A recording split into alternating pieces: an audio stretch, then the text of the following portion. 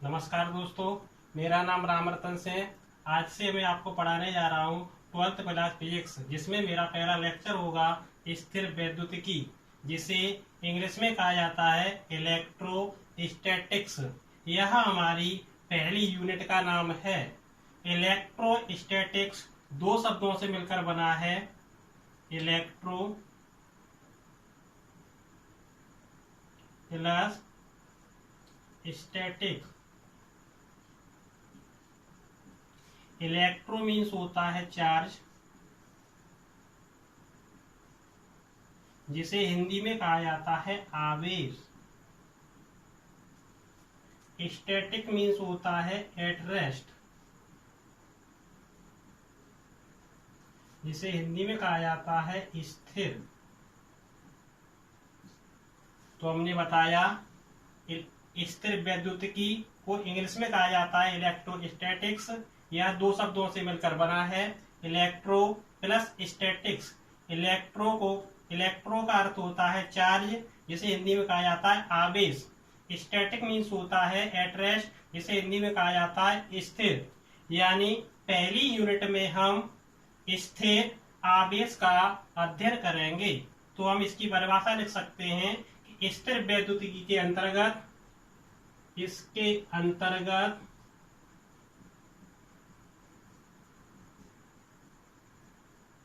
स्थिर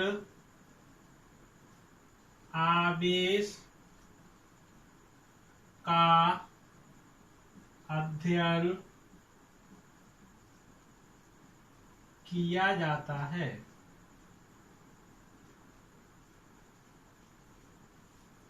तो इसके बाद हम पढ़ेंगे आवेश क्या होता है। आवेश,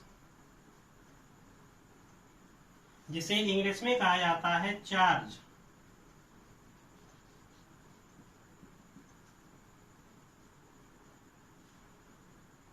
तो इसकी परिभाषा लिखेंगे, आवेश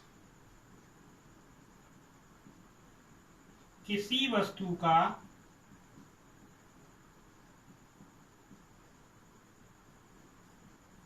वह गुण है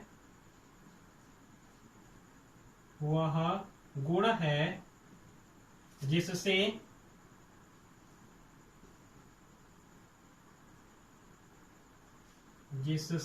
वैद्युत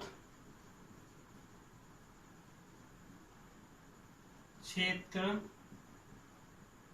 व चुंबकीय क्षेत्र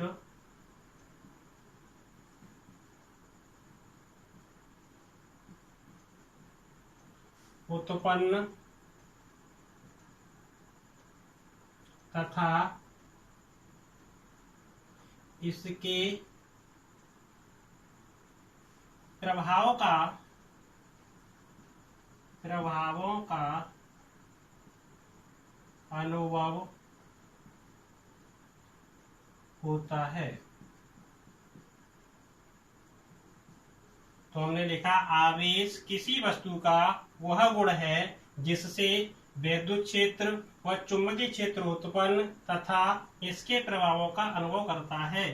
तो आवेश से हमें क्या प्राप्त हुआ? आवेश के द्वारा हमें दो क्षेत्रों का अनुभव होता है। एक तो होता है विद्युत क्षेत्र, दूसरा होता है चुंबकीय क्षेत्र। नेक्स्ट पढ़ेंगे हम आवेश की संकल्पना। आवेश की संकल्पना,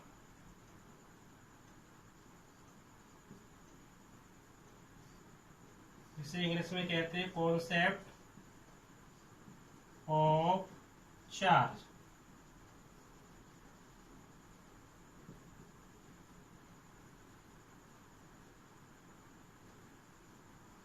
आप लोग पिछली क्लास में क्लोरीन के बारे में पढ़ चुके होंगे।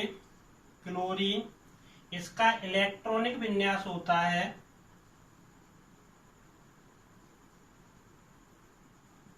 2,8,7। क्लोरीन का इलेक्ट्रॉन विन्यास होता है 2,8,7। इसमें हमारे इलेक्ट्रॉन होते हैं 17, प्रोटॉन भी होते हैं हमारे 17। अब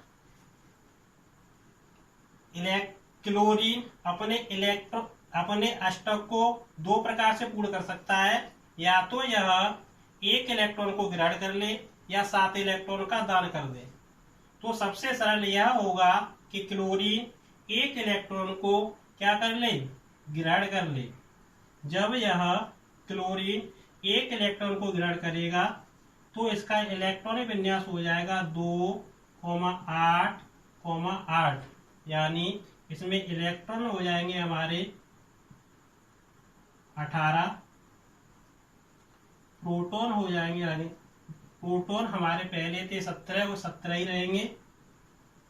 अब पहले हमारे इलेक्ट्रॉन थे 17, यहाँ कितने हो गए हमारे 18। तो प्रोटॉन से इलेक्ट्रॉन कितना ज्यादा है, 1, यानी नेगेटिव चार्ज। इलेक्ट्रॉन पे क्या होता है, ऋण चार्ज होता है, तो यह क्या आ जाएगा तुम्हारा, ऋण चार्ज आ जाएगा, ऋण आवेश। यानी इलेक्ट्रॉन की वृद्धि, इलेक्ट्रॉन की वृद्धि में क्या हुआ, ऋणावेश।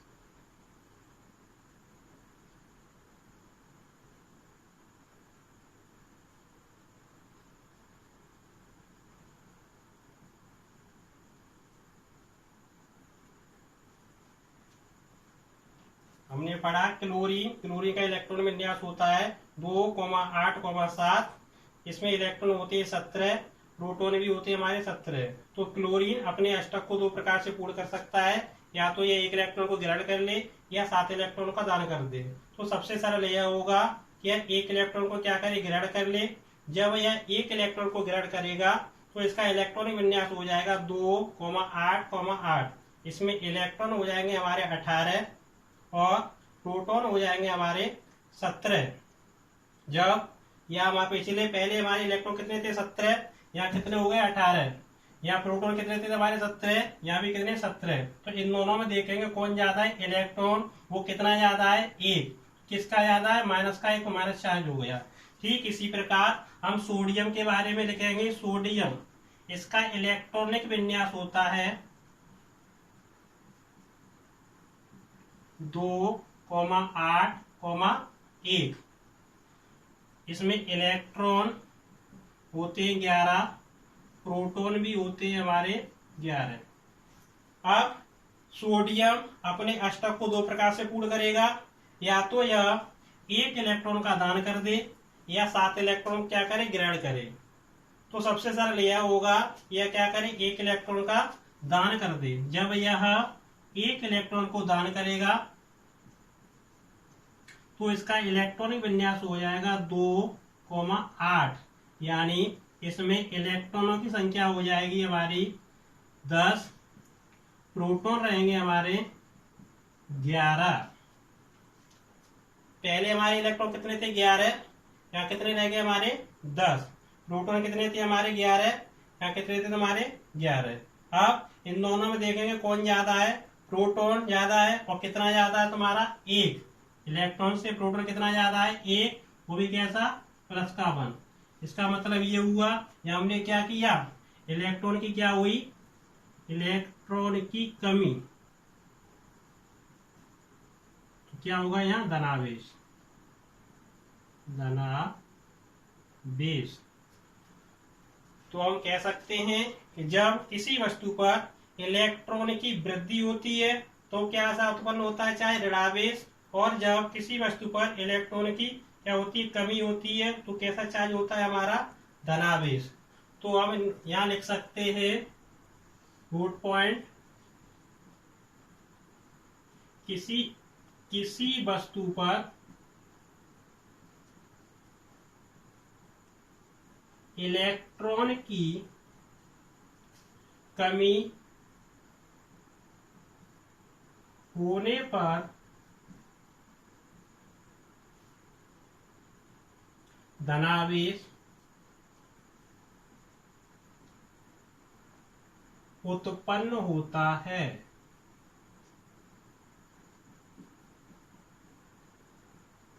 ठीक इसी प्रकार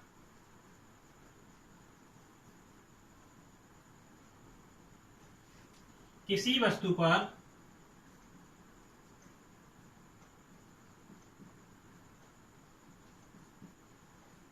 इलेक्ट्रॉन की वृद्धि होने पर धनावेश उत्पन्न होता है। इलेक्ट्रॉन की वृद्धि होने पर ऋण आवेश उत्पन्न होता है।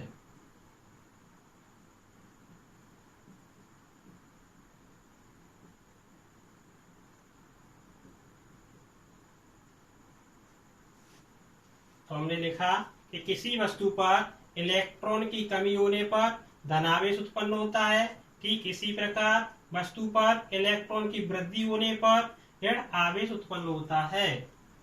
तो हम ऋण आवेश और धन आवेश के बारे में भली बात से समझ चुके हैं। आगे इसके आधार पर हमें एक नोट पॉइंट प्राप्त होता है कि किसी वस्तु पर या तो ऋणावेश हो या धनावेश हो, तो इन दोनों के लिए कौन उत्तरदायी है? हमारा इलेक्ट्रॉन। तो इससे हम कह सकते हैं कि आवेश की संकल्पना किसके आधार पर दी जा सकती है? इलेक्ट्रॉन के आधार पर। तो हम इसमें लिख सकते हैं कि आवेश की संकल्पना इलेक्ट्रॉन के आधार पर दी जाती है। नेक्स्ट हमारा क्वेश्चन बन सकता है कि आवेश की संकल्पना इलेक्ट्रॉन के आधार पर ही क्यों दी जाती है, प्रोटॉन के आधार पर क्यों नहीं दी जाती? इसके बारे में हम आपको नेक्स्ट वीडियो में बताएंगे।